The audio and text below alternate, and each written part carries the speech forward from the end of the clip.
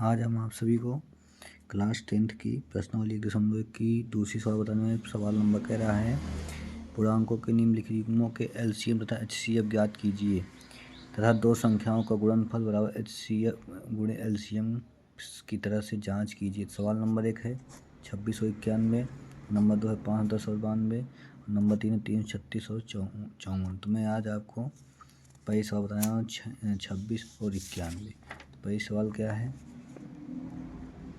26 और 91 का एचसीएफ और एलसीएम ज्ञात करना है। तो सबसे पहले हम क्या करेंगे एचसीएफ और एलसीएम के लिए 26 का हम अभाज्य गुणनखंड करेंगे। क्या करेंगे अभाज्य गुणनखंड अभाज्य गुणनखंड करने के लिए सबसे पहले 2 से काटो, 2 एक कम 2, 2 3 6, फिर डायरेक्ट 23 कटेगा 13 एक कम 13। तो हमारा अभाज्य गुणनखंड क्या मिला 26 का 2 गुणे 13। इसी प्रकार हम 91 का भी करेंगे तो आएगा 7 से 13 91 और 13 कम 13। तो हमारे पास 91 कितना मिल गया 7 गुणे 13। अब हमको पता है कि एचसीएफ में जो दोनों में कॉमन होता है, जो दोनों में उभयनिष्ठ होता है उसी को हम लिखते हैं। तो यहाँ पर दोनों उभयनिष्ठ क्या है 13, तो हमारा एचसीएफ क्या मिल जाएगा 13।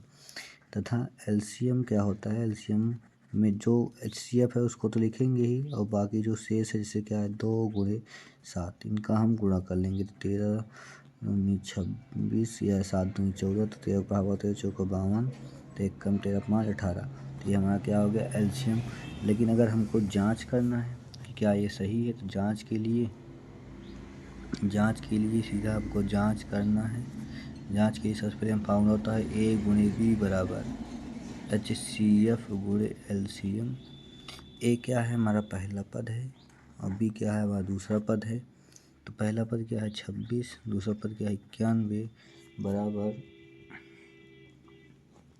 एचसीएफ क्या है हमारे पास, एचसीएफ हमारे पास 13 है और एलसीएम हमारे पास 182 है। तो हम इनका गुणा कर लेंगे तो हमारा गुणा आएगा 91 गुणे 26, 6 एक कम 6, 6 9 54, 2 एक कम 2, 2 9 18 आएगा 6, 4 2 6, 8 5 13, 2 1 1 2 आएगा 23 66। और इसका भी गुणा करेंगे आएगा कितना हमारे पास 23 66। ये हमारा क्या है, अतः हमारा क्या है एलएचएस बराबर आरएचएस। तो हमारा ये सवाल क्या है सही है। इसी प्रकार हम दूसरी सवाल को हल करेंगे। दूसरी सवाल हमारे पास क्या है, दूसरी सवाल हमारे पास है 510 और 92।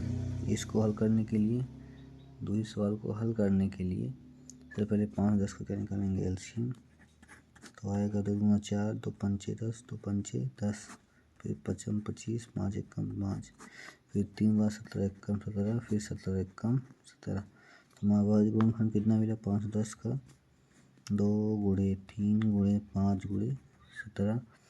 इसी प्रकार हम 92 का भी निकालेंगे तो आएगा 2 चौका 8, 2 छम 12, 23 9 46, 23 एक कम 23। तो हमारे पास 92 का मिला 2 गुणे 23।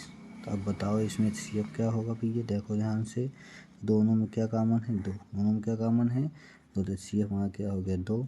और जो शेष है वो हमारा क्या हो जाएगा एलसीएम एचसीएफ के साथ। एचसीएफ पहले ही 2 लिखो, बचा क्या है 3, फिर 2, फिर 5, फिर 17, फिर 23। इनका गुणा करेंगे 2 3 6 दूनी 12 पंचे 60 गुणे 17 गुणे 23। तो 17 छक्का 102 गुणे 23। इसका गुणा कर लेंगे तो हमारा क्या मिल जाएगा एलसीएम मिल जाएगा। ये जो हमारा आंसर है।